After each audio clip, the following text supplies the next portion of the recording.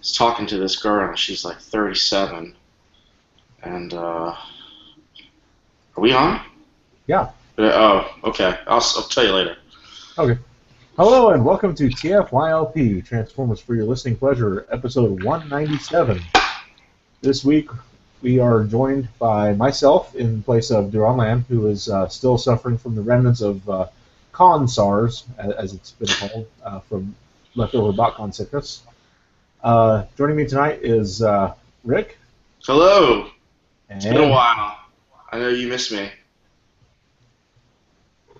And Heng. Hello from Australia. Ah. Outback. Love Outback. Outback, only useful in one episode of this series. He was in 2 episodes, right?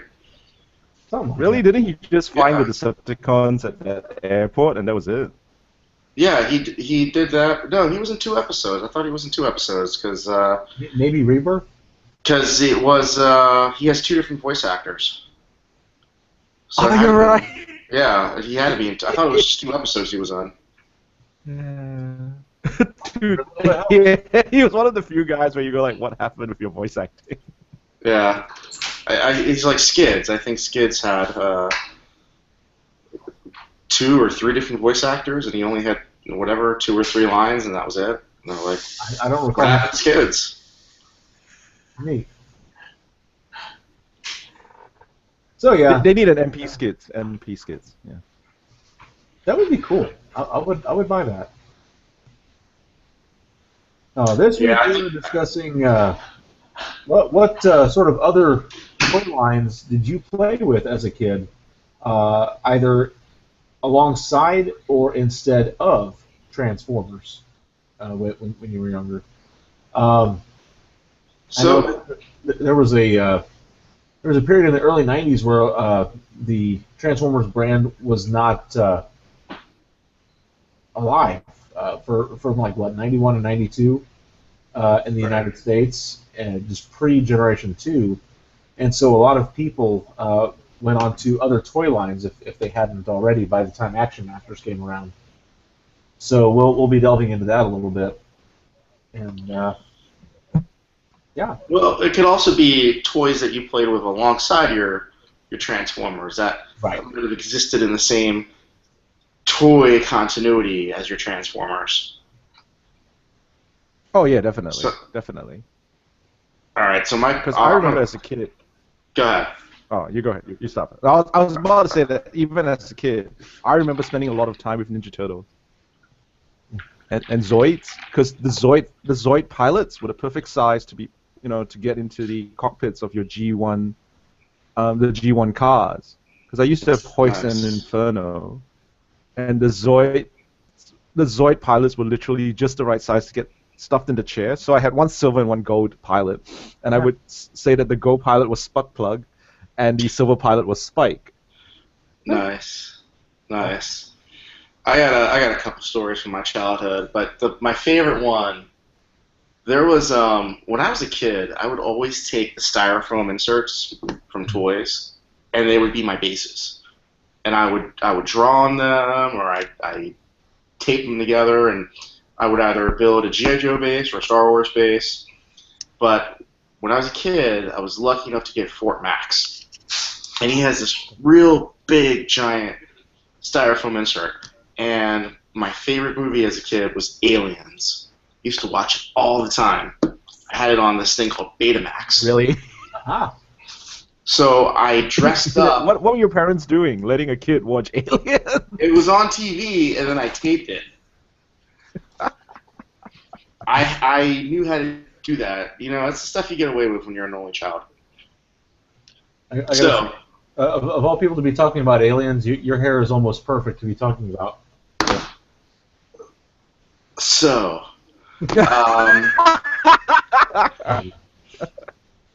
all right. So I took the insert from my Fort Max, and I dressed it up. Took some pens to it, drew on it, and that was the Sulaco. That was the ship from Aliens. And I remember I got a bunch of hand-me-down G.I. Joes from my cousin, and they were my Colonial Marines. and I took all the ones that looked like actual military guys, and they were all my Colonial Marines. And I didn't have any alien toys as a kid, so I used my G1 Soundwave as my alien queen.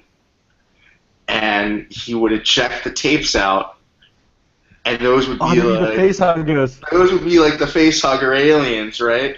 And it would sprout up, and they would chase all the guys through like under the table or through the sulaco. I just got the worst. That's so good. The worst mental image there, Rick.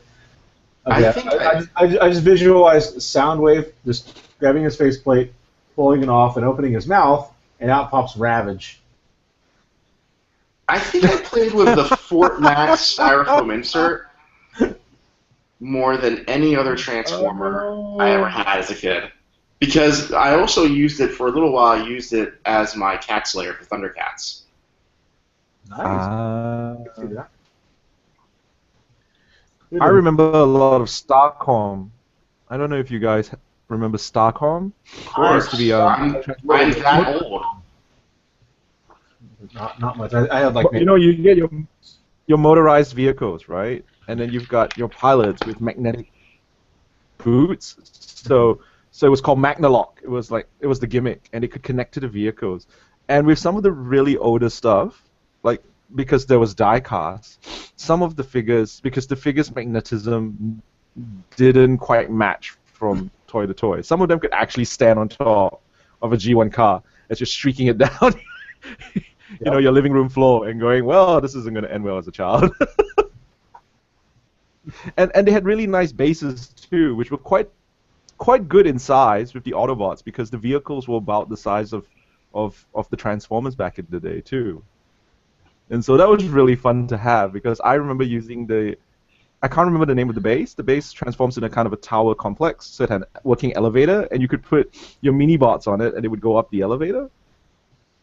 It was just great. Like I love those old motorized toys. I wish we had more of them instead of battery-powered shenanigans, but Or the missile launchers with the giant missiles that you get nowadays. Safety standards. Yeah, the safety missiles. I remember my cousin they don't really had have the magnets anymore, do they? What's that? Oh, they're not allowed They to, have isn't too it? many toys with magnets anymore, do they? Not really. Not many people using that feature, but every now and again you Probably see one. Probably just a bunch of people who grew up and thought back to their toys as a kid and got to thinking, magnets. I think my daughter has a couple of Disney toys that have magnets in them, for like they connect to the bases, to the play sets. And I know the old. In 2000, they re-released when they did the big re-release for Microman in Japan. That was the last time I really saw magnets used in full force, because all the characters had something called Magna Power, which allowed them to attach. It was based on the very original Microman toys, where you could have robots magnetize and connect to each other in components, and that's what they did. But I think that's really the last time I've seen anything mainstream with magnets, Japan or otherwise. I completely forgot. I mean, if you guys don't know anything. I completely forgot. There was something fairly recent, and me being the Creo Wiki guy, I can't believe I skipped over this. Some of the Age of Extinction Creo sets utilized some kind of magnet thing. I never did get any of those sets, but there was something with the Dinobots' mouths where they could grab onto some of the Viacons or some such magnetic feature. But, I think there's some Lego sets that have magnets, but I still don't know how they work. Okay. Isn't that the new thing? What Neo Knights or something like that has some kind of weird magnetic thing with the shields and the knights, I think. I don't play enough Lego, unfortunately, because it's A, too expensive, and B, takes up too much space in the house. Have you seen the shelf already? Yeah. Now Lego was a big thing. My brother and I, as we were younger. He being 5.5, 6 years my senior. I ended up with a lot of his hand-me-downs, and I would always raid his bucket of Legos. and build some of the craziest things, because they're, toward the end of G1 and prior to G2, kind of a lull.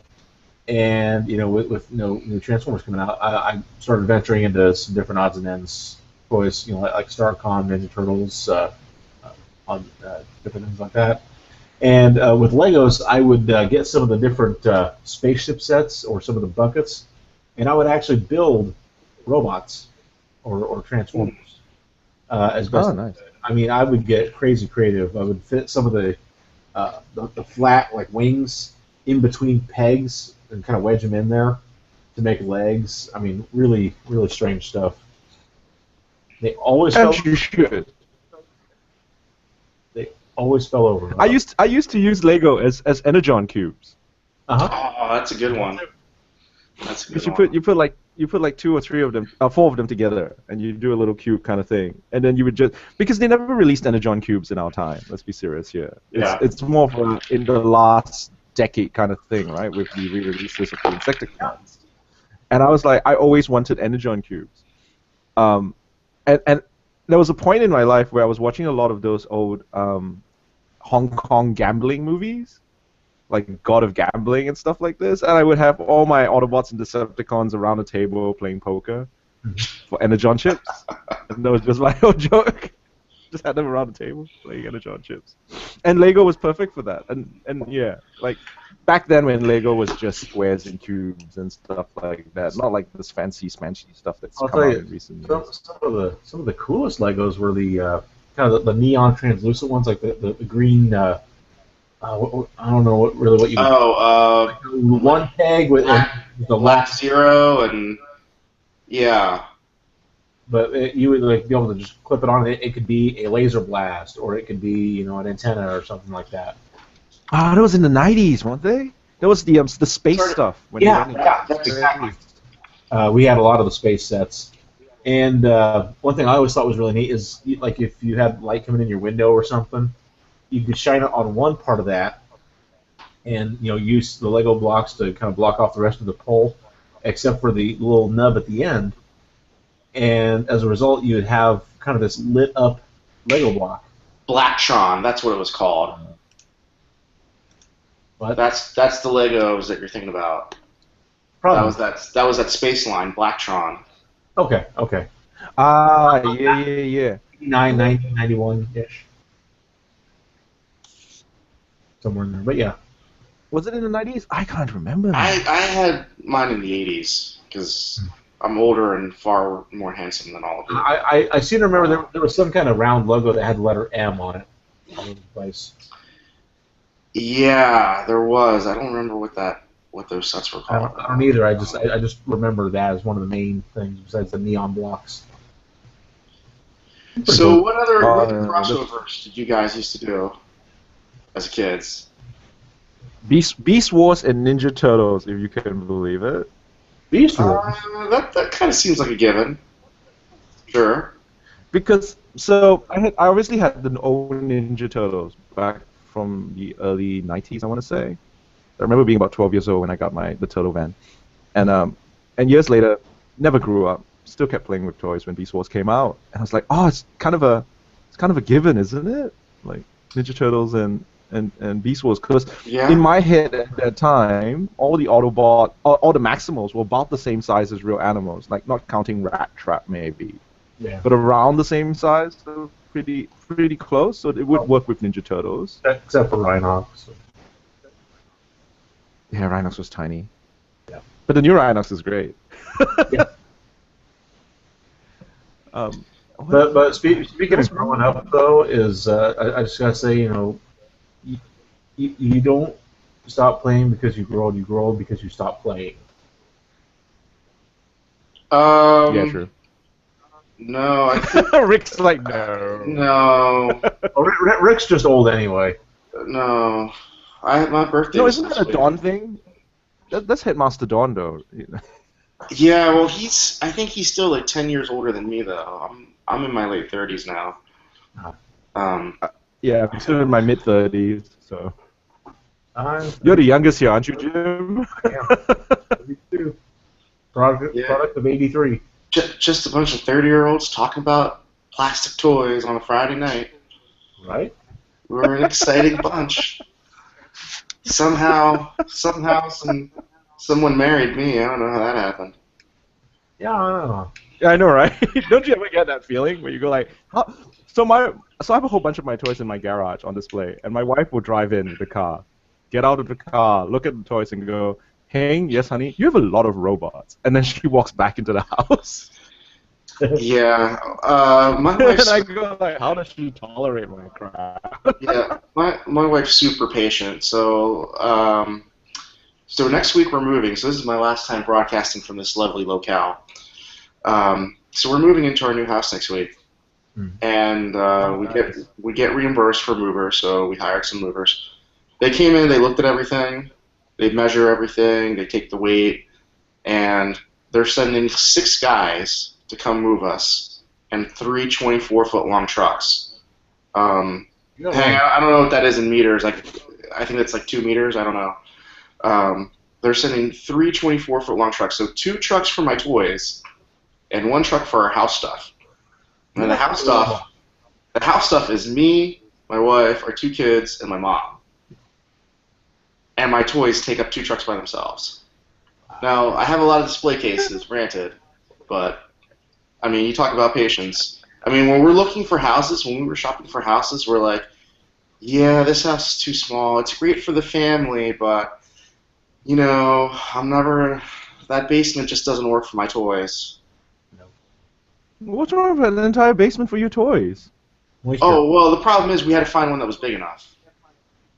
Oh, it wasn't a big enough basement. Yeah. So the house we're going to is 4,800 square feet.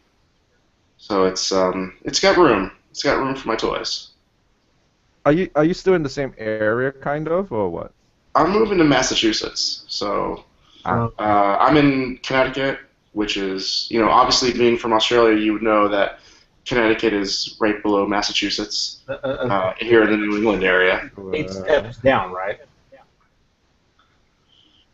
Because they're not very big states. No, Mass is kind of hop across the state line there. Yeah.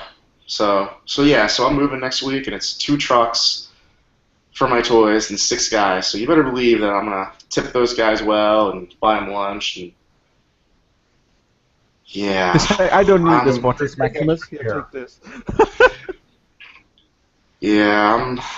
There's always collateral damage whenever you move, so I know something's gonna get broke. Bribe them so they take extra care. Yeah. Especially with the masterpieces. The masterpieces are probably the most fragile when you think about it. Because when I moved last, all my big items. So let's not talk about the original G1s, right? The ones with the die cast and stuff like that. Let's talk about anything Hitmaster up survives. It is like virtually indestructible. But then anything G1 and below, you go like, ooh. And then we get generations, and I go like, this is pretty 50. Yeah, all that stuff is in plastic tubs, so I'm okay. It's more my like sealed stuff that I'm like kind of worried about. So I've got Okay, so anyway, I don't have sealed stuff. This is where the advantage is. Toys, other toys. G.I. Joe and Transformers. I remember. So I got a joke story for you. So you go for it. My cousin was the only boy with 3 sisters, right? So he had a lot of boys' toys, and he had like every single G.I. Joe. So he had the Flag, the big aircraft carrier, and we would always set up the aircraft carrier, and then the Transformers would attack it. And I just like one of my favorite memories was like Sunstreaker stomping on like Gun Ho's head on the deck of the Flag. There was something wrong with you in your childhood. Hey. It's probably the only child in me. I'm also I'm part Italian, part Puerto Rican, half asshole. So. Okay, now clarify that. That's half asshole or half-ass hole. Both. More like a pit or a, kind of maybe a pothole. So, you guys remember Muscle Men? Remember Muscle Men? Yeah, Muscleman. Muscleman Kinnikuman, or wasn't it? Yes. So I was Musclemen were aware big of. little fighter guys, right? And they came in the '80s. They sold them in like a plastic trash can that was clear, and you pop the lid off and you dump all your Musclemen out. And this plastic trash can, actually, I played with that thing so many times. That would be my transporter. I would like put it on top of figures. But what it ended up becoming, the thing I love the most, was when I was a kid, I would take my toys and I would recreate movies, but not with the toys from the movie. So it was like Ironhide and Bumblebee escaped from the Star Destroyer in the clear plastic trash can, and they crash land on Tatooine below. Hmm.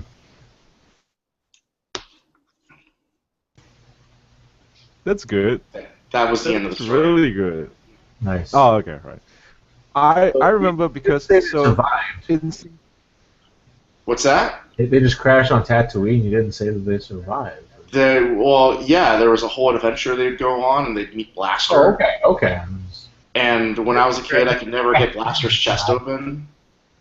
So I always thought Blaster was a big dumb couldn't guy get the button. because I couldn't get the chest open ever. Not until I was like in my 20s could I get Blaster's chest open.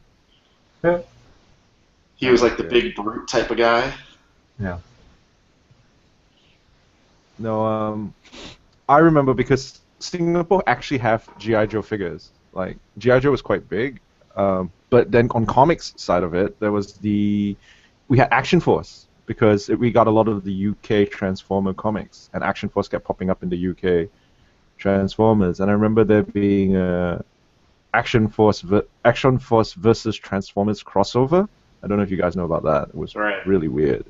I'm But aware. it was where they showed the Protectobots the most.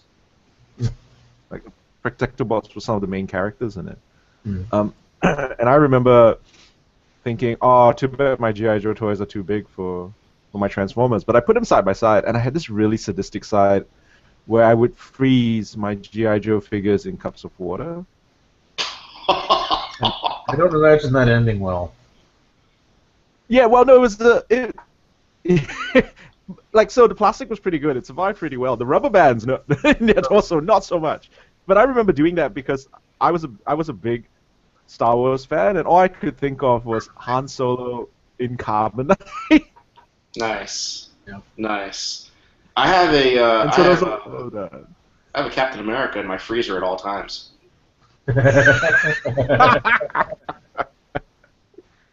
Secret Wars one.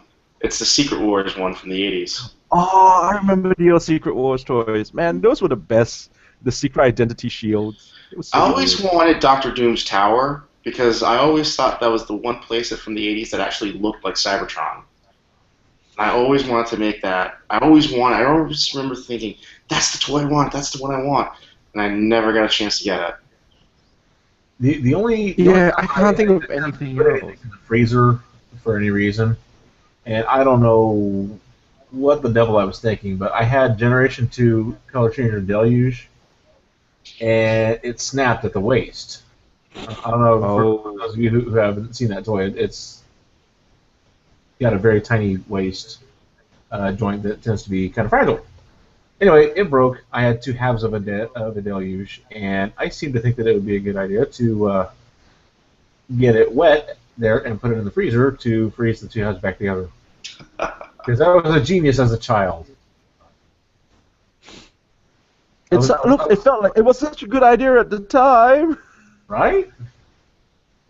And I seem to remember it kind of killing the whole color change feature too by doing that.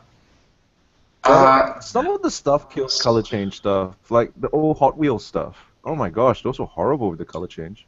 I had a Beetle, like a Volkswagen Beetle. It was a white one that did the color change thing. I don't remember what color it turned into. I want to say yellow.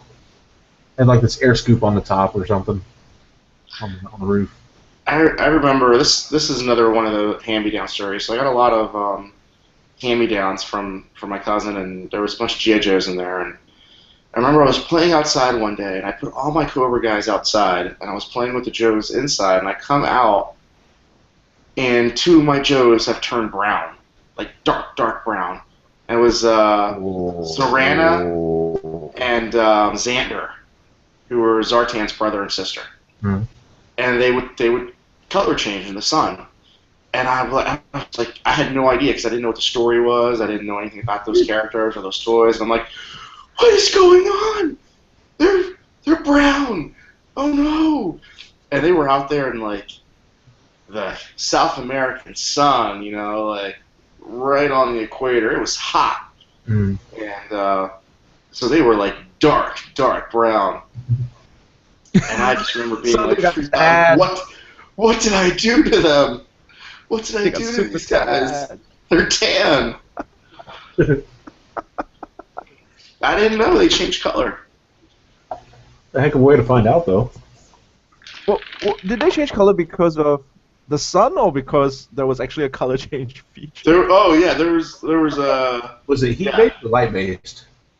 Yeah, it was the feature that they would change, and that was part of the Oh, story. it was the hot water, cold water feature, was it? Yeah. Yeah, but I didn't know at the time that they changed color, so I think I was a little traumatized by that.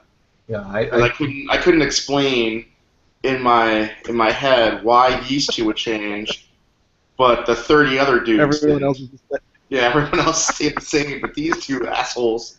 and nobody explained it to you why, so it just gave you some kind of complex. Right. I remember asking my mom. She's like, I don't know. I don't know what you're talking about. Months and years of therapy.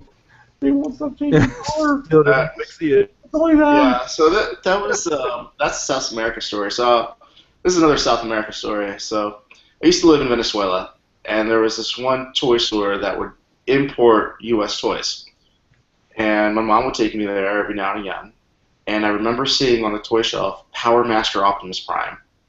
Now, the last movie I ever saw in theaters before I moved to South America was the Transformers movie. So Optimus Prime was dead to me.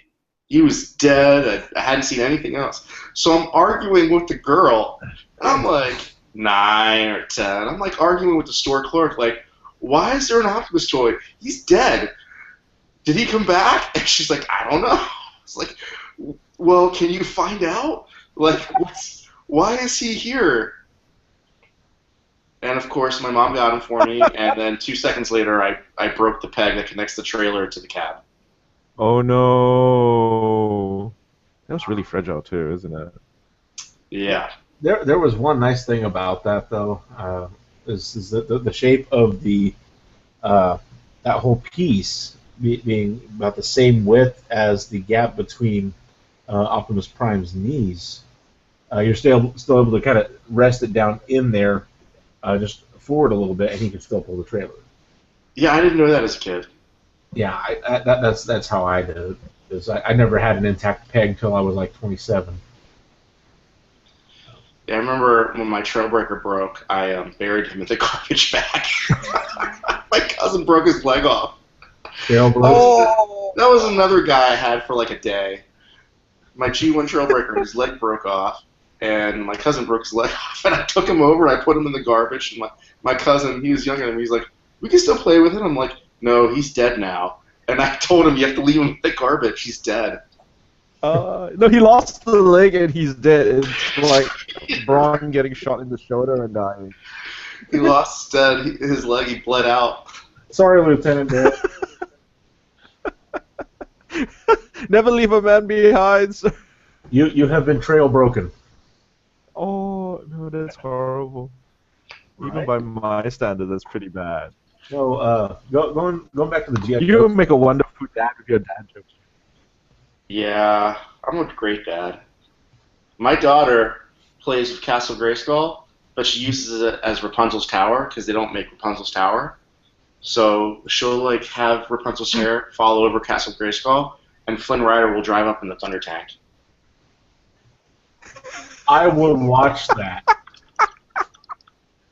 That'd be a great series, actually. No kidding. It'd be this generation's Tangled, right? It'd be this generation's Tangled for sure. Yeah, absolutely. No, going back to, and Rick just sank into the depths of hell. He'll be back in a moment, I'm guessing. Going back to GI Joe's, though, my older brother was always the big GI Joe guy. He was all about the GI Joes and a little bit Transformers. I was all about Transformers and a little bit GI Joe. So it kind of balanced out. This is the guy that used to get me up at the butt crack of dawn before he had to get up for school, before I even had to go to school. And we would watch Transformers, G.I. Joe, Voltron, all these other shows early in the morning. Anywho, so G.I. Joe was like his main thing, aside from Legos. That was like his passion. And one thing that I ended up venturing into as a loose connection to that was when the Super Nintendo and Genesis released the games Mortal Kombat and Street Fighter 2. G.I. Joe did figures of those. And did they do Mortal Kombat? Yeah. I thought they did Street Fighter. I remember Street Fighter. The majority of those figures. I had I had Guile, Sagat, Reptile, Scorpion, Sub-Zero, just on and on. And these were some of the stupidest looking figures. If you ever gone back and looked at them, I mean, the way my friend hates. head, My hate friends that. Yeah. Chun-Li looks horrible in that weird random costume. Wonka and E Honda. Yeah, I don't recall if I think they may have done movie ones too, but I know for sure they did the ones based on the video games. They did the ones based on marveling the movie as well. I just remember marveling at how long Sagat's torso was, like he was part globulus or something. It was really strange. Huge, long torso, regular sized limbs, and that bald head with the weird. I remember joking as a child that was actually a laser cannon, not actually connecting that idea to Kano from Mortal Kombat. I can see that. No, my friend hates the G.I. Joe, the G.I. Joe Street Fighter characters, especially since they tried to put, because it's based on the cartoon as well. They tried to make Street Fighter part of G.I. Joe, right? Yep. My friend really hated it, and he still talks about it because he's a massive Street Fighter fan. So one year, as a joke present, I bought him Ryu, Ken, Chun-Li, and M. Bison because they were cheap. Nobody wants them. They were cheap, and I gave it to him as a birthday gift, and he just looked at me and was like, we can't be friends anymore. Yeah, but it wasn't because of the gift. There was other things going on which we don't know about. Hey, this is the guy who gave me his Victory Saber and Death Saurus as a wedding gift. Wow. So I think it was that. It was the fact that I gave him back like Street Fighter G.I. Joe. Was he the one marrying you, or I mean, Death Saurus? Holy crap! Well, so he got married, and the wife said he has to get rid of his big stuff because she doesn't want to have to stare at him all the time every time she walks in the study. And he went like, "Hey, yeah, does Beth will Beth have a problem if I give you Transformers?" And I go like, "Probably, but she won't say anything about it." Excellent, because he knew that it would go to a good home. There you go. Yeah, well, that's why you got to be very careful before you marry. You can't. You got to be very careful. There's a vetting process that happens, and then of course, if you get divorced, you don't want to get sued for half the value of your toys that you accumulated while you were married. So there's got to be paperwork involved, and my collection is very well protected. Well, that's why you find sales, deals, and coupons, and trades. Yeah, I find that the more that you can deal in cash, the better, because then you can just tell your significant other, "Oh, that was $100 when it was like a car payment." Ah. Oh, $100 could still be a car payment. Yeah, but a bad car, not a car I would drive though. Yeah, I always just kind of ballpark mine right around what they were at when they were at retail. I don't usually inflate my prices on things like that. No, I just usually tell, "Oh, honey, don't think too much about it." I mean, it depends on the thing. Whenever, for instance, true. Combiner War Shockwave or something, since they did those figures in BotCon with the Reflector and the Flash Sentry, Shockwave is ridiculously hard to find now. So Is it? Do you know it just started popping up in Australia? So for like the longest time, I couldn't find anything, and it really cheesed me off. And I recently got it on sale, which is still more expensive than you would get it in America. But I got it on sale. If you find 2 more, get 2 more. Why? You can make reflector. You can make a camera out of the 3 shockwaves. Can you though? And can you? like, it doesn't look that good. I saw the photos for reflector at VotCon, and I went, Earth camera. That's pushing it. It's a Cybertronian camera. Oh yeah. Right. I mean, but Shockwave was a Cybertronian purple space gun. Anyways, so not that far of a stretch. Yeah, but he looks like a gun though. If you can find it, buy it. Like seriously, it's a good toy though. It's a pretty good toy. It's a pretty good Target Master actually. Since Titan Returns isn't bringing me Target Masters, this is the way to go. All right. So what other toys?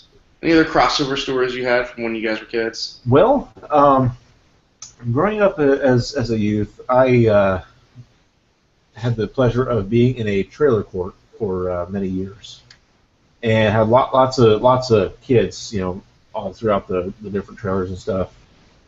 And right in the center of this place was just a big, wide open kind of a park. Basically, no benches or nothing, just a bunch of trees and bushes and open field of grass. And me and a couple of the neighbor kids would go there periodically, and we'd bring along our Transformers. Our Power Rangers was a big one. That was huge because it was right around the same time G2 was just beginning.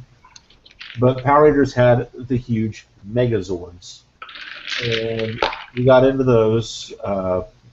Ended up teaming those up with Transformers, or pitting them against each other, or even trying to combine one with another just for kicks and grins, I mean, we would do like weird stuff, like the bigger the Transformer, the more powerful it was. So I mean, we got into petty stuff like I would take the Rodimus Prime, attach him in robot mode to the trailer, have the trailer open and the gun come out just so he was tall enough to be powerful. I mean, silly stuff. I remember I used the trailer of my Rodimus Prime as a boat for the human figures of my mask vehicles. Oh. Because they didn't have the cars were like Knight Riders, like they all had personalities, and so they could operate without the humans. And there was a point where I remember playing where like they lost the cars, but they had a Rodimus trailer that they used as the boat on lava. And then Rhino came. The Rhino came and saved them. A boat on lava. Right. It was lava. Everything was lava when I was a kid. Furniture to furniture because you thought the floor was lava. Well, but that just right away just reminded me of like Mario World, where he's like on the logs on the lava. Anyway. Yeah, but I did it first. Yeah. The old He-Man toys. Do you remember the old He-Man toys that were just like one shape, rubber band legs and everything, right? With the swinging torso to do the... I remember as a kid, and I remember having a lot of those toys, and it hit that point where I just stopped playing with it because He-Man had gone off the air. And wrestling became popular, so when it was still WWF, none of this WWE bullshit. And I remember using all my He-Man toys as wrestlers. Yep. And I would do all the silly stories like Tila and Evil Lyn would be like the managers, He-Man was like Hulk Hogan. That's a good one. I haven't heard that one before. Stuff like that. And Man at Arms was like Macho Man Randy Savage and stuff like that. It was great. I loved it. I remember doing so much of that because they could do suplexes. Because of the way the arms were, you could literally lift up the other toy. And it was what you gonna do, brother? Yeah, that was. That's pretty. That was good. I remember. God. Okay, so anyone else mix Star Wars and G.I. Joes? Like, Yes. I used to mix those worlds all the time. Never had Star Wars as a kid. Really? Really? Are You may you be too young, American? though. Yeah, 32. My brother loved the movies, but we never had any of the toys. Oh, okay. Yeah. Now to be fair, It was just the right size for the X-Men too. my mom had a model assembled of the Enterprise D from Star Trek. Mom's a Trekkie, but outside of that, Well, all my Star Wars were hand-me-downs from my cousin. So they didn't have guns or parts or lightsabers, and the only thing that was kind of complete was the Falcon. He gave me the Falcon and he gave me the AT-AT, and I would land the Falcon on top of the AT-AT, and they would live in the AT-AT, and then the Falcon was their escape ship. And then, yeah, right, and then anyone could live in there. It would either be Star Wars or G.I. Joes. I used to play with the mini-bots because I had all of them, so I felt like I had the complete collection. And the mini-bots like Bumblebee and Cliffjumper, they could all live in there. The Ghostbusters lived in there for a little while. So Rick, you had the Falcon sitting on top of the AT-AT? Yeah, yeah. And then in an emergency, it would detach and fly away. I would just imagining them sitting in the cockpit of the Falcon, driving, and it zooms out, and it's just the AT-AT walking around. Right. But so How would you do? That's an episode of Rebels one day. right? Sends Chewie to Rebels, get anything bad that- eggs. Yeah. Yeah, I used to park the Falcon on the AT-AT all the time. Nice. No, I think the problem was there was besides Transformers, I have to admit, and I got a few of the stuff in the 90s, which was quite normal. A lot of the other toys always came back to being giant robots related. For sure. So having crossovers of giant robots just doesn't seem that fantastical. It kind of seems normal. Yeah, that has to be the biggest draw for me is just being a giant robot. That was the thing. Whether it's Voltron or Robotech or heck, another one that comes to mind from again the early '90s, about the same time as Power Rangers or so, was the American incarnation of the series Gridman, Superhuman Samurai Cyber. Oh, Samurai Cyber Squad. Yeah. That for its limited range of toys and its limited range of NECA, those are some freaking fun toys. I mean, those were just insane designs. You had the. But it's so expensive now. If you try to get any of the things, like I was lucky enough to get the transformation device from the Japan version. So the American was that he strums the guitar, right? Yeah. If I remember correctly. Samurai guys. Yeah, and he's got that brace which they fired a giant laser from in his final attack. And in the Japanese version, that's how the human host gets into the computer world. He hits it, shouts access, flash, and then jumps into a computer monitor. Nice. And I managed to get that for cheap, like $15.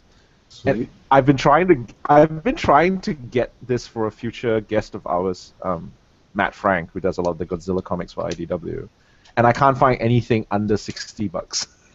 Wow. So I was really lucky getting $15. Speaking of which, I do want to point out to our listeners and our viewers, originally scheduled to appear tonight was Matt Frank. However, we have, due to unforeseen circumstances, we've had to reschedule that. He is slated to join us on May 13th, so be sure to check us out then to listen to Matt Frank and hear what he has to say. Matt Frank is an amazing artist. He's worked on a ton of Transformers stuff. He's done Godzilla for IDW, Transformers for IDW. Yeah, he's a nice guy too, so definitely check us out. And hey Jim, are there any sponsors that we should mention? I don't think we have any sponsors. I mean, if we did, it would be probably something like I don't know, just pulling crap out of here, maybe CapturedPrey.com. Great toys, great prices, great service. Yeah, let's give them a hand. What is it? Captured Prey, let's give them a hand. Yes. People. Oh, that's an inside joke. A hand. one hand clapping. Yeah. Anyway, great toys, great prices, great service. Free shipping on orders of, I believe, $150 or more. So check them out. It's CapturePrey.com. Also, check out megatoyfan.com. Maximize your collection, minimize your cost. megatoyfan.com. I think Captured Prey is going to do a third-party thing at BotCon this year. Wait, Is that, Did we already miss doesn't BotCon? BotCon already happen? did it? Oh, Sure. yeah. I don't know. I don't pay attention. Either that or so much maybe anymore. I was hallucinating. I'm pretty sure I recall memories of being in Duran's place, and there was Greg, and How is that? Is that weird being in like There was- Duran's place? Like, I don't know. There's Was the party at Duron's? no, seriously though, no. For BotCon for that week, Duran was nice enough to lend me his couch, and Greg brought his own inflatable bed mattress thing. But yeah, it was fun. As far as Capture Prey though, I ended up helping out with Capture Prey, helping Orson, who was also, like Duran, a victim of con SARS. yeah. But it was a fun week.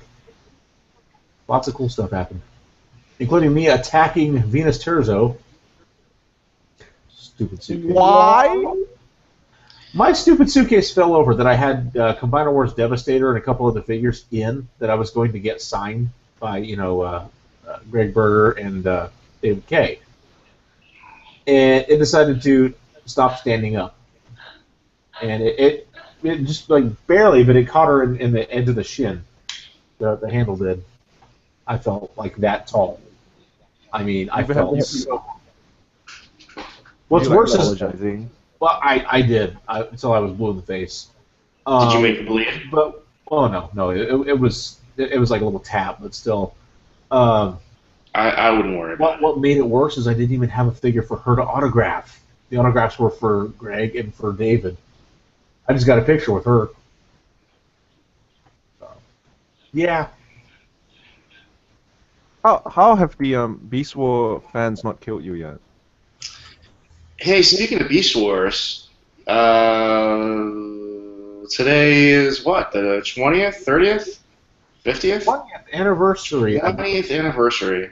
Now, I wasn't sure. Is that the 20th anniversary of when the Beast Wars toy line was released with the comic and the Bat Gator combo, or was that the 20th anniversary of the television series on Fox Kids?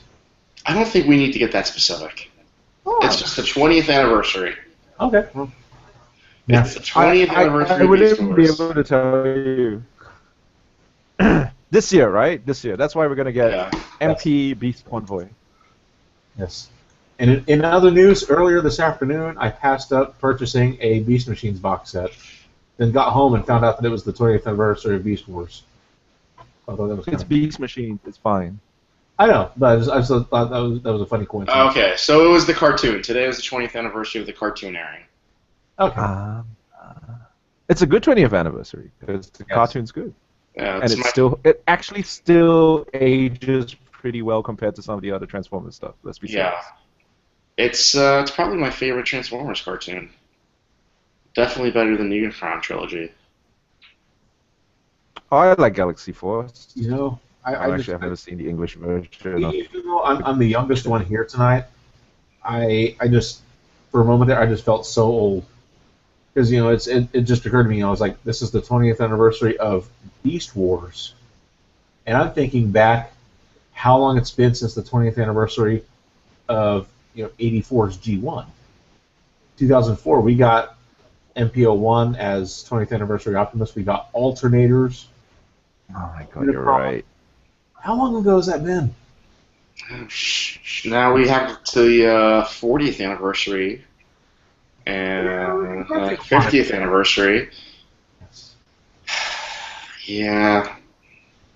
At least, if luckily Don isn't on this episode, he would feel really bad at this point. Yeah, he'd chime in. It's like, yeah, when Beast Wars came out, I was at a bar drinking. I was already twice divorced when Beast Wars came out. Paying off a student loan and getting my car. I had hair.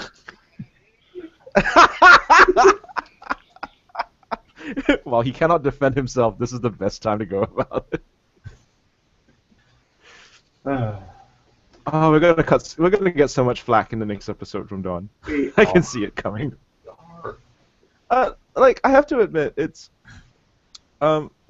Beast Wars actually felt like a totally different franchise when you think about it when it came out. Like, if it didn't tag Transformers onto it, you could have just made it its own thing, and people would still have.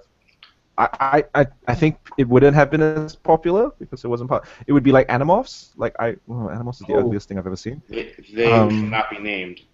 Yeah, Animorphs was a little odd. The books were cool to flip through real fast, but otherwise, I never did anything with it. I think what made Beast Wars great as a show was that it started off with just little like nods to Transformers, like Optimus Primal, Megatron. That was it. And they were from Cybertron.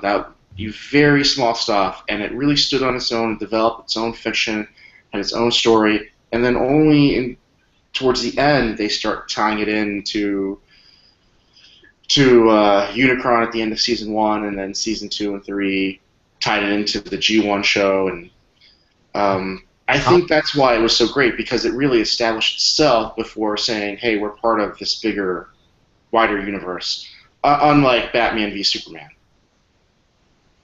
Yeah. What? Oh, is that an actual movie? Batman versus Superman?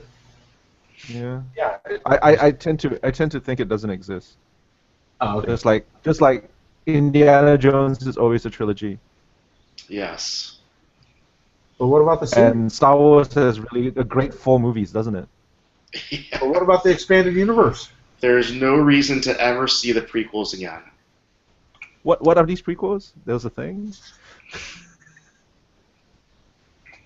Rebels is a really good series. I say we can go into more than just prequels. We can go into Shadows of the Empire, any of that stuff. Well, none of that stuff I love exists the anymore, novel. so. That's so sad.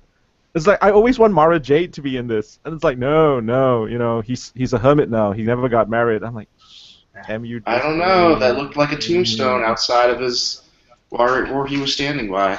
Are they just gonna kill off Mara Jade before she even turns up? I think what people are now, because I've worked on some entertainment properties and I still have a lot of contacts in that world. I think when the next Star Wars movie comes out, I think people are just going to be really surprised because Luke dies in like the first 10 minutes of the movie. Wait. So Beast Wars. This movie? It's not April the 1st. Oh. So Beast Wars. It was a great show. Happy 20th anniversary. Yes. How did Venus Turzo look? Was she holding up well? She still look good? Yeah. Very, very, very kind, very sweet lady. Yeah. And we even ran into her a couple of times after that. I go to 4th Street Live, and just different odds and ends in the lobby. Okay, every odd turn. Wouldn't her, it would be David or Greg. Yeah, I seem to have that with Greg Berger at every show that him and I are at together. Hmm. I'm always staying on his floor, or we're riding the elevator together. Like, wait, you're in this room too? How'd that happen?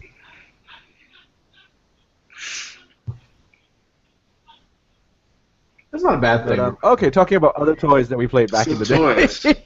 Yes. Toys for your listening pleasure. toys.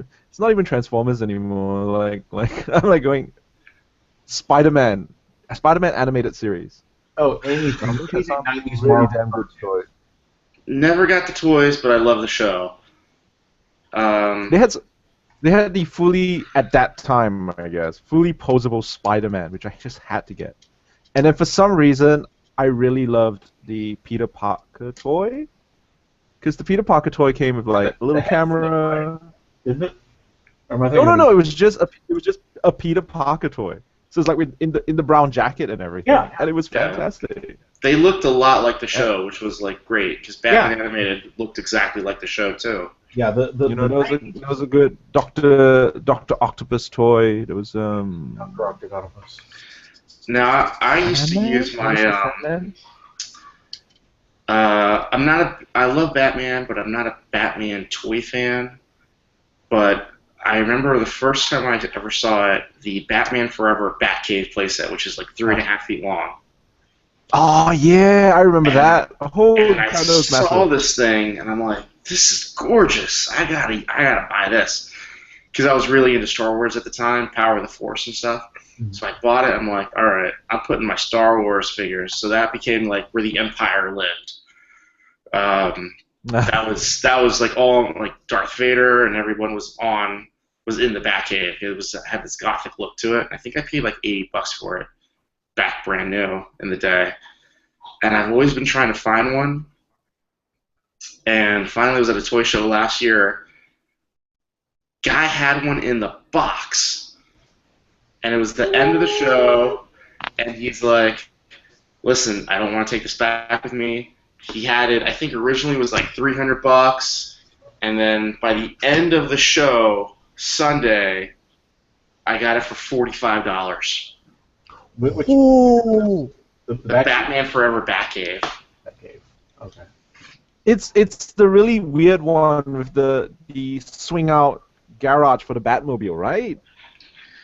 It's got it's like really long. It's like 3 feet long. It's got the round thing, which is like a platform, and then there's like a bridge to the next level, and there's a bridge down to the Batmobile level. They don't make playsets like that anymore, really. I only ever got two Batman toys as a kid. I want to say they were the Michael Keaton Batman Returns. I don't believe they were animated series, but one of them was the Bruce Wayne in a black turtleneck, and he had the attachable, like the Batman cape and cowl, the boots, and all that. And then I had an Arctic Batman, which was a lot like Mr. Freeze. He had the armor that went over him with the little bat ear-shaped dome, and the little arm can that had the little squeezy bulb, and you could put water in it and squirt water out of the weapon. Yeah. I'm a fan of big playsets. So anytime I see a big playset, like that Batman Forever playset, I had to get it. Sectars, not a very well-known line from the 80s. No, because that sounds familiar. They were like human people, but they were mixed with bugs, and they were knights. Yes. And that was a really weird series. But what was cool about that toy line was they had a huge playset. It was like 4 feet tall. Nice. And it like towered over Castle Grayskull, and the box for it is enormous. So like that's what got me into Sectars, was that huge playset. And because all my Sectars are now, I buy them, in the package. I use that playset for like my classic Seaman's display. It's huge and it's awesome. And something about big playsets, they just don't make those anymore. No, they don't do them like they used to. It's like, the USS Flag, that cave, Fortress Maximus, like the real Fortress Maximus. They don't pass the drop test or something like that? Oh, it's materials as well. Realistically, how many of those can you sell? It's like it took forever for G.I. Joe to have another big playset. They put one out for the movie, The Pit, but then it ended up selling terribly. Oh, I remember. But it was a terrible toy, though. It's a cool playset. If you're into G.I. Joe, it's a cool playset. And I remember I was working at Hasbro at the time, and they were clearancing them out at the employee store for I think like $12.99, sealed in the box. I believe it. What? I saw them on clearance at Big Lots. I actually did like the G.I. Joe, the first movie anyway, because the second movie toys never made it to Australia. But the No, first movie toys, I actually quite liked. Like the Jets. The Jets were nice. So what you're telling me, Hang, is that you were spared the misery of Dwayne Johnson, the toy, Malibu Rock. Right. Yeah, no, I the only reason I even knew it existed was when they did the release of the toys, but then delayed the movie, and that came out in Singapore, and I was visiting family at that point and saw them and went like, thank goodness I'm skipping this. Yeah, there's a couple gems from that toy line. Some really weird stuff for that toy line too. You know, you get the Bruce Willis, John McClane action figure, which is great. Oh yeah. Yippee-yi-yo, Kaye. Yeah, unfortunately, all of them had the eyes painted on weird. So if it was cross-eyed, like one eye would be looking down, the other eye's looking up that way. It's like you can never find a John McClane with the good eyes on it. Nice. But that's what John McClane is like. That much brain damage, you'd expect his eyes to be all wonky. Yeah. Plus, I don't really want the bald John McClane. I want the one with I'm kind of combing it over John McClane. Did he have Dane Bramage? I think so. I don't know. But you keep charging after terrorists. I'm quite sure you're brain damage. Yeah. Or maybe he just really, really, really wanted Alan Rickman's autograph. Oh, is it still too soon, people? Is it still? No, it's never too soon. Who doesn't love Alan Rickman? I mean, movie or not, it's Alan Rickman. Here's autograph. Meet it, dude. He was in Galaxy Quest. Right. I know, right? It was so funny too, because my wife only knows him from Love Actually. Like Alan Rickman, my wife only knew about him in Love Actually, which I don't know if you guys have seen. Never seen it. And the Harry Potter movies. And so when he passed away, the question she asked me was, "What else has he been in?" And I just looked at her and went, "Honey, we've watched heaps of movies with him in it. What are you talking about?" Dogma. That's my favorite she's never seen Rickman role. Oh, come on. No, it's not. I love Dogma. Galaxy Quest is Definitely Die That was a Hard. good movie. The first, like, my wife's never watched really super violent movies. Like, the most super violent movie she's seen is Deadpool, so I couldn't actually see Oh, the jeez, that's... Yeah. Well, if she's going to watch one super violent movie, that should be the one. Yeah. Her best reaction to it was, "Oh, I don't actually hate it, and I can't believe it's actually a love story." And I went like, "I've been telling you this for months. It's a love story. Why would you say you can't believe it's a love story?" Yeah, I took my wife to see that for our wedding anniversary. Nice. I told her the same Oh, thing. we I'm went like, to yeah, watch it's it that on guy, Valentine's Ryan Day. Reynolds. Yeah, it's that Ryan Reynolds guy. You know, it's a love story thing. Did she ever forgive you? She liked it. She puts up a fight at first, but when I get my way, then she ends up liking it. As with most things with her. Fair enough. I'll send you a list of what that means, of what that includes later.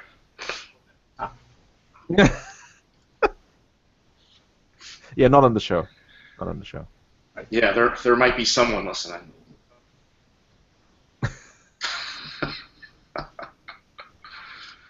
Other toy lines, mix and match.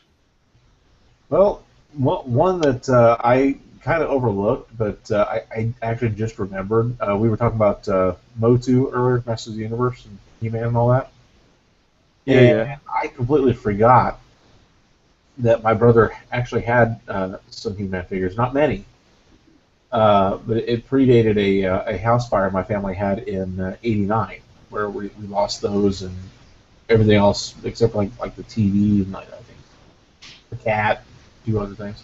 Anyway, But I remember he had the blue and purple Too Bad that had the two heads. Yeah. Oh, yeah. He had Snake Mountain. I remember that vividly. And one thing that it wasn't until my 20s that I found out what the smell was, what the actual source was. But I remember vividly Stinkor, the skunk-looking villain. Mm-hmm. Yep. That was one of my favorite childhood smells. And it turns out it's something that they put into the plastic. It's I'm not sure how to pronounce it, patchouli oil. And they put that in there when they were molding the plastic of the figure. So it's not actually on the figure; it is the figure in some respects. So that toy will forever always smell until maybe it decomposes. Smell like that. Yeah. Mossman has a smell to him too, and Does he? I think like 2 years ago, Mattel did a Mossman cologne for Comic-Con. Nice. That was from the classic series, wasn't it? Maybe. Because there's supposedly two, if I remember correctly, two versions of Mossman. One comes with the old feel of the original toy, which is the Moss. You know that weird weird furry feel that it has in the original toy, and then one was just normal plastic. A He-Man furry. Yeah, I like it with fur. Well, of course, their underwear was all furry, anyway, so it's kind of Yeah. Play But, ball. another one that I had, actually following that, is 90 or 91 when I got this. It was either Christmas or a birthday one, I can't remember. I ended up with He-Man, but not as I remembered him. He was slender, he had blue pants, a translucent sheet. It was from the New Adventures of He-Man. Optimus Primal He-Man. Yeah. Gary Chalk voiced this, and I didn't find that out until SligaCon. Yeah, and then he also did Man at Arms in the 2000 X show. Series. Yeah. But I had never seen, and to this day, I've still never seen an episode of the New Adventures of He-Man. I'm aware it exists, and I've seen the opening credits, but that's it. Yeah, I actually remember watching that show before I went to school in the morning, thinking, "The fuck is this He-Man show? What the hell is this?" I remember the first episode confusing the heck out of me. Because Because it made no sense, the first episode. No, it does. That's the problem. They tried to link the first episode to the original Filmation, or however you pronounce it, TV series by saying that he's from the past, he's going into the future, but he's always looked like that. And then he goes to King... I want to say Rancor. It's Randor. Yeah, he goes to King Rancor. Yeah, he goes to King Rancor. King Rancor. King Rancor and Queen. And what does he say? He says, "Uba tuba fada." Nice. But I tried to. So they introduced the two of them to say that he reveals that he's He-Man to them, and he's like, "I've got to go and save another planet or whatever the shenanigans it was." By and the they were way, the wrong colors. I'm He-Man, and I'm gonna go to the future now. Yes. So Peace out. Bye forever. Pretty much. And it never even. Only Tila and Sorceress turns up throughout the series, and even it's only one episode each. Do they show up? One was just. So Tila turns up in season 2. Sorceress turns up in season 1 at one point. But I remember Tila turning up, and He-Man's love interest in the future, or Prince Adam's love interest in the future, gets really jealous, and his secret identity almost gets revealed because Tila turns up pissed off with him for not telling her he was He-Man. and I'm like, And this is like, and she doesn't even look like Tila, because they obviously couldn't use the Filmation look at all in any form. Well, see, that's weird because King Randor actually was, I think he was this Filmation animation model, but they changed the colors on him. Yeah, he was blue, like totally blue, except for his skin. He was blue. Nice. It was weird.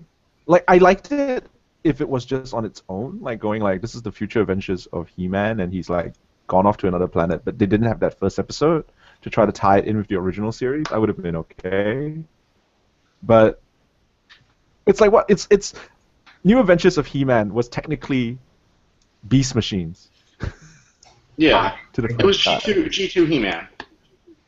Absolutely, actually. I got that He-Man, and another thing I got that same year as I got that He-Man figure was my very first lesson in the adventures of Gold Plastic Syndrome.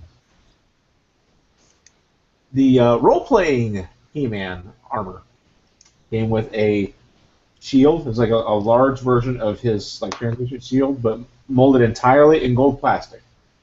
His sword molded entirely in gold plastic. I think except for the blade, I don't remember. And the chest plate molded entirely in gold plastic. I had them about a week. Oh dear. Yeah, I think some of my G2 Transformers actually came broken in the package. My Electro. Wow. Yeah, like so the Japanese version I found out doesn't have the same problem as the American version, which may explain why my Electro is still in one piece. Rick, have you tried Sorry, putting it in the freezer? No. I haven't tried to freeze him, no. No, but It hurt. you know what I have seen? I've seen people take their Hoth Luke and hang him upside down in their freezer. It sounds like something I would do. Nice. And I have a one-part arm somehow in the background, right? Yeah. Yeah, I've seen people do that. That could work. I might have to get a Hoth Luke now to put with my Steve. Steve. Yo, wait, what? My Steve Rogers. He might need a Hoth Luke next time now.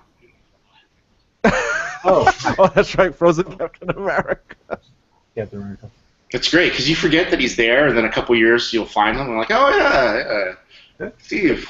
And then you just put the Avengers around him as he starts thawing out and shouting, Bucky! Yeah. No, I actually packed him up. I had to unfreeze the freezer since we're moving. I had to pack him up. So in the next house, I'll put him back in there. Let's put him in the thermos. No, it's not as fun. Talking about Bucky, do you guys Bucky remember O'Hare? Bucky O'Hare? Yes, okay, good. Every time I hear Cap, Worst shout, Bucky, and I start singing the song in the back because it's such a catchy theme song. It's such a Dead-Eye catchy theme Duck. song. I remember They had toys. They had Yeah, toys, and I remember having really good toys too. Yeah. You know, Dead-Eye Duck, and it was Bucky O'Hare versus Battletoads, and I kept thinking, this is like the future of like Ninja Turtles. Like, pretty much. it's like That's what it felt like. Usagi It just didn't do well, which is sad. great grandson. And, you know, somewhere there is an alternate universe where Steve Rogers became Captain America and Bucky ended up becoming a Green Rabbit. That would be great. I And he would be it's probably out there on the internet right now. now that we've said that it's bound to have happened. There you go. Mm. Well, yeah, so just after Ninja Turtles became a phenomenon, all these clones popped up from nowhere. You had Biker Mice from Mars, which I love as much as it is a clone. Street Sharks, which I'm indifferent to. Street Sharks. Dinosaurs? Dinosaurs was No, pretty Dinosaurs cool. just came out in the 80s. Did they? Not Was that it it before was, Turtles? that was still a pretty cool show. Yeah, Was Dinosaurs before Turtles? that was years before Turtles. Ah. Turtles was So 87. Turtles copied Dinosaurs. That may have been around the same time because Dinosaurs had some mid to late 80s quality animation. Yeah, I think the Turtles started in '89 though. Their cartoon. 87. 87?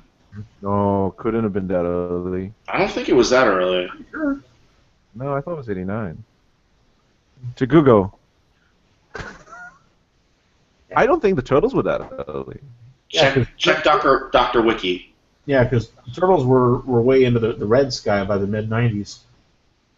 Had Shredder out of the picture and all that. Oh, it was 87. Aha! I win! Syndication was 89, but the original 4-episode movie started in 80. So, okay. The pilot was shown during the week of December 14th, 87, which explains why we think it's later than that. Technically 87. A 5-part miniseries, and the show began its official run in late 88. Okay.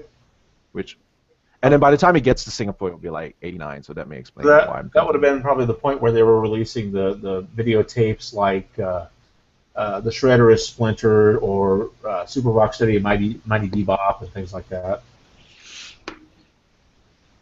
Dino Sources started in 87 as well. Aha! Hmm. But only by a... Show itself the quality of the animation about when they were done. Like compare Masters of the Universe animation quality to Thundercats. That's only a 5-year difference.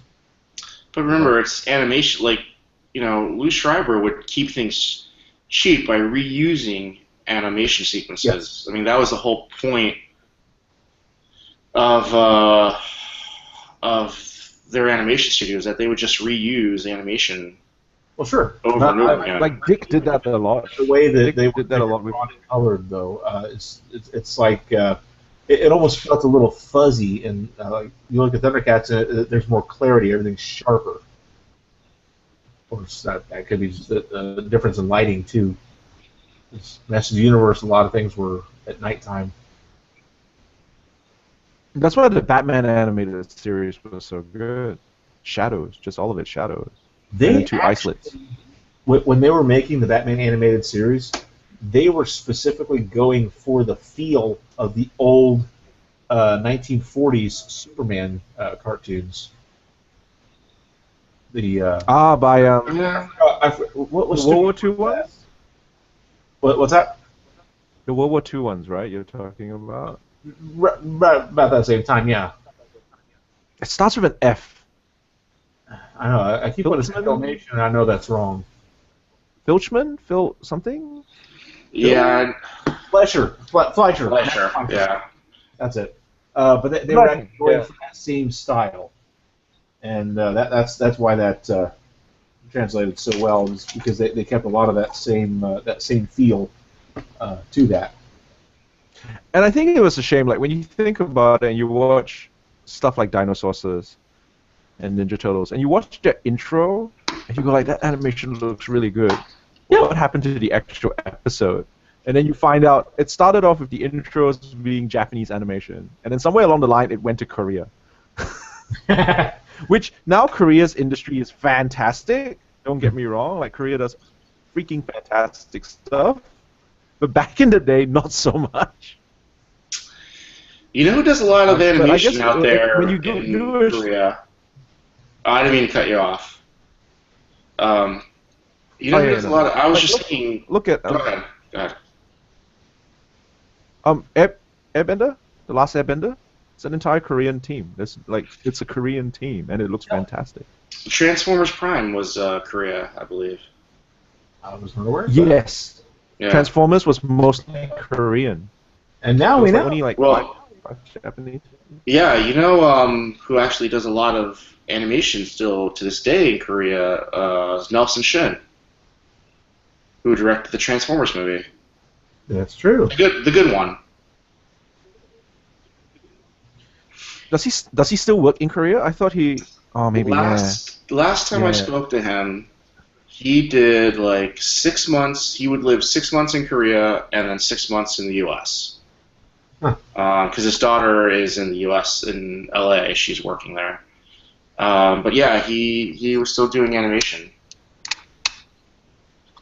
Huh. Oh, nice. That's cool. That's really good. Oh, I just remembered another one. That was really pretty awesome. Do you guys remember any of the Troma movies, like the Toxic Avenger? Yeah. Kabuki There was Man. a Toxic Avenger cartoon. Yeah, those toys would fit in with your Ninja Turtles real easy. The Toxic Crusaders. Yeah.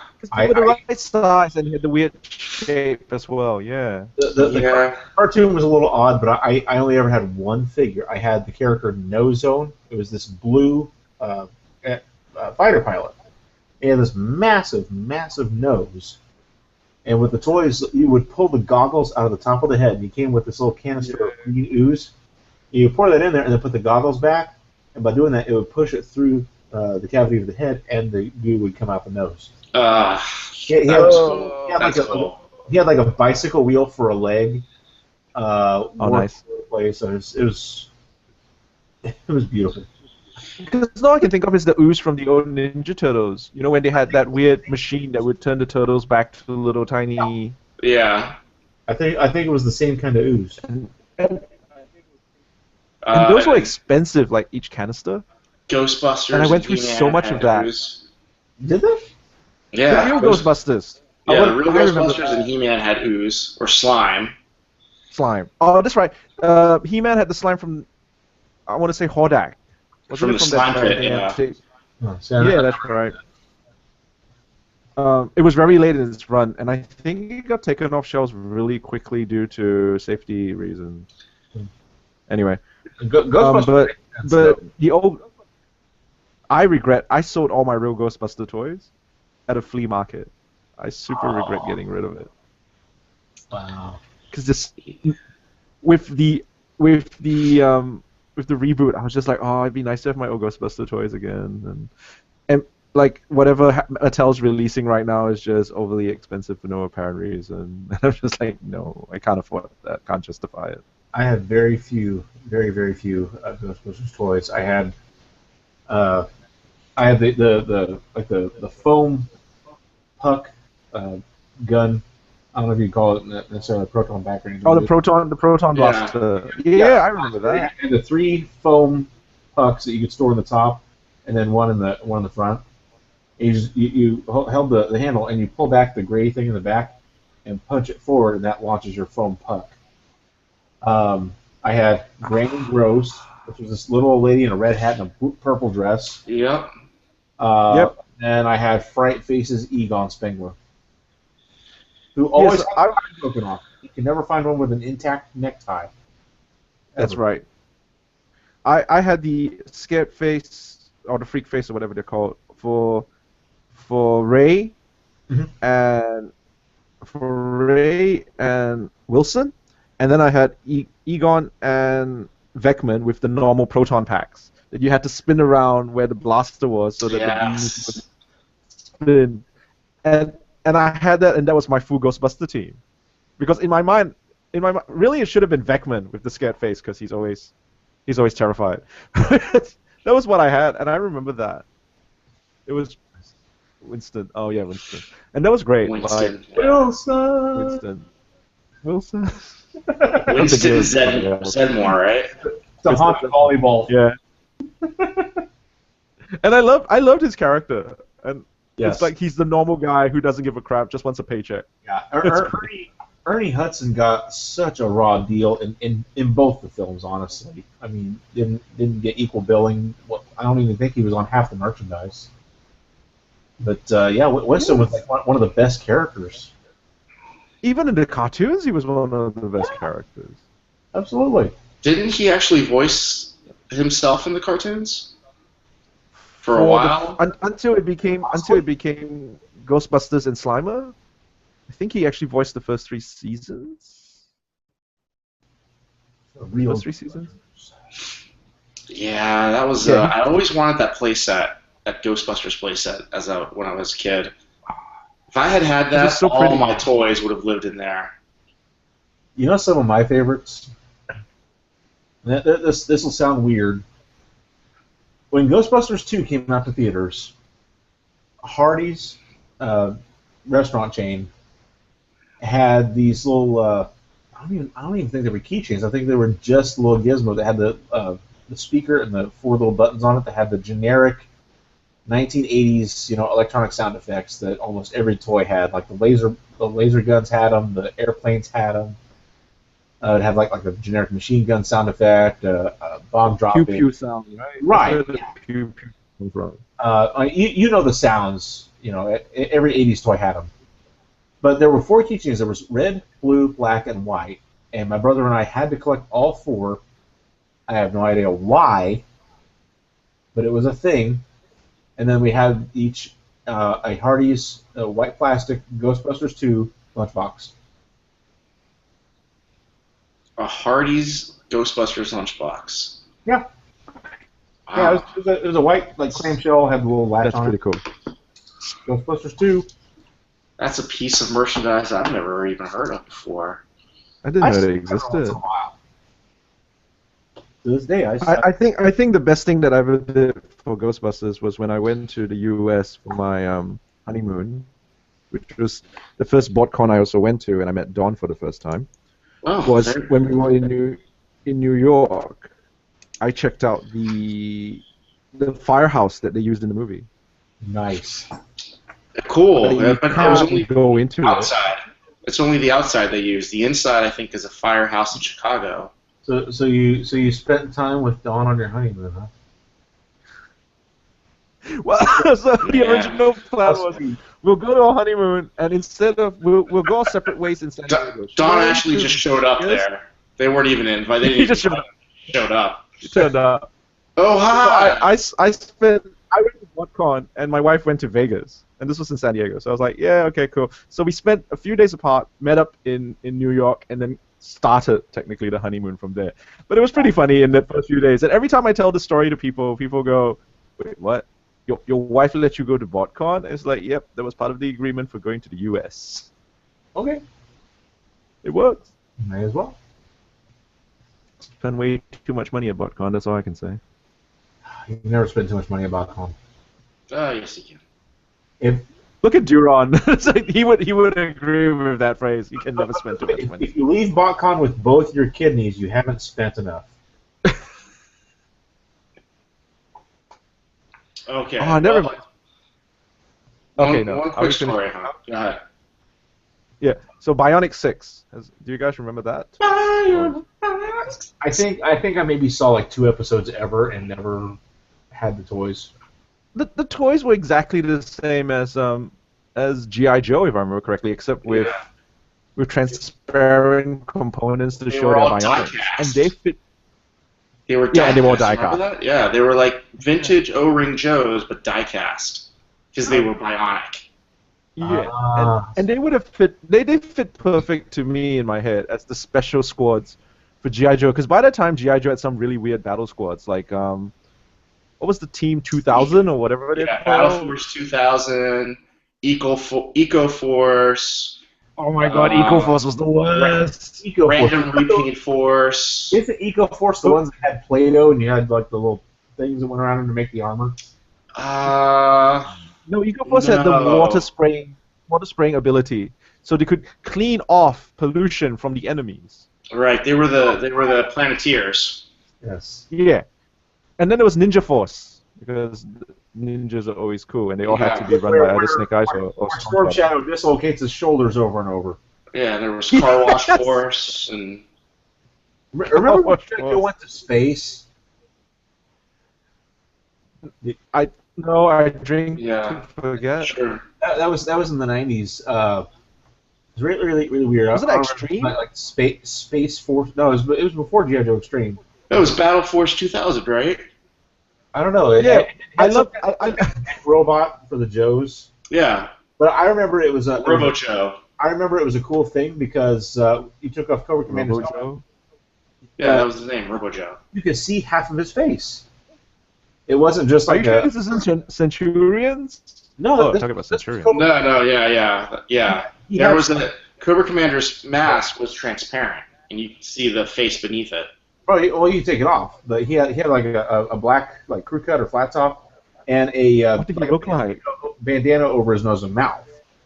So you couldn't actually see the whole face, but you saw a human-based face, and he had black hair.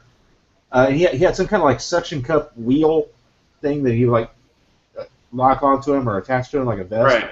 Yeah. And you could like roll down your refrigerator and stuff. Destro had an arm, like his arm was a cannon. He looked like Doc Terror, but with Right. a pro head. And he had the same articulation as Doc Terror. Yeah, pretty much. But the Joes I remember had this mech, like this large robot, had electronics and stuff in it. Yeah, I think originally that was like the give up. Let's just stop trying force. Yeah, and And I want to say Shockwave was on the box, maybe. Might have been Shockwave. Because all I remember Battle Force 2000 was they had these really futuristic mechas that merged into a fortress of some sort. And then yes, the writer, what was his name? Something Hammond? The writer of the comics? Larry Hama. Yeah, Hammond. He basically went, I don't know how to write these guys, and then killed all of them but 2 members. What was his name, Rick? Larry Hama. Okay, I thought you said Larry Hagman. I'm like, wait, what? Yeah, it was Larry. Yes. Just so we get it straight, it was Larry Hagman who wrote the G.I. Joe comics back in the 80s and 90s. And I love that because he couldn't stand the idea about it. He just went, cool, I'm going to give them 2 issues to talk about Battle Force 2000 so they can sell the toys, and then kill them. So that's what JR did after somebody shot him. That's right. It was a rough couple years between the Dallas revivals. Yes. But yeah, it was just quite funny. I remember G.I. Joe going through a really weird, oh god, they're trying to do G2 Transformers and it's not working phase. Which time? That's when the scale started changing, like every couple of years, like they would get bigger then smaller, then lose the O-ring, and oh, when they lost the O-ring, that was the worst. Extreme was oversized, wasn't it? Yeah, so was G.I. Joe Sergeant Savage or Sergeant Rock, I think. Sergeant Savage and the... No, Sergeant Savage and the whatever, because Sergeant Rock whatever, is yeah. That was the name, Sergeant Savage and the whatever. Sergeant Savage and the whatever. That would actually be a good series. I think that was the actual name, Sergeant Savage and the whatever. Yeah. Sergeant Savage and the dots in the year 2000X. And don't forget, what was that? What was that other one that they were all like kind of polygonal looking? Sigma 6. Sigma 6. Oh yeah. The toys were in a weird scale too, weren't they? They were roughly this big-ish. About the size of Cheetor, maybe. Yeah. Maybe a Smith Carter. That was a weird scale for Joe. Yeah. All right. Well, it's been almost 2 hours here. It has. Has it? We're gonna call it. It. So if anybody has any good stories about what they did as children and how they merged different franchise toys, please put it on our Facebook or Twitter, I guess. No, not our Twitter. Don't do it. No. Either one. Yeah. Yeah, definitely do it on our Facebook page, and we'll all have good laughs about it. Just Twitter, make sure that they're short stories, because you're only limited to however many characters. GoBots. If anybody writes GoBots, we ban you for life. GoBots versus Transformers. Yeah, One-sided fist fight. All right. Well, thank you very much. Thank you, guys. Yes. We'll see you next time, and we got Matt Frank as a guest on when? The May 13th. May 13th. That's this year, though. So May 13th this year. 2016, yes. Right. Last year. This year? And, okay, thank you very much. This is TFYLP. TFYLP who? Oh. All right, guys. Well, This is this is Australia saying goodbye. Yes. This has been Jim. Connecticut signing off. Good night, everyone. Thanks for checking out TFYLP. See you next week. Yeah, so she was like,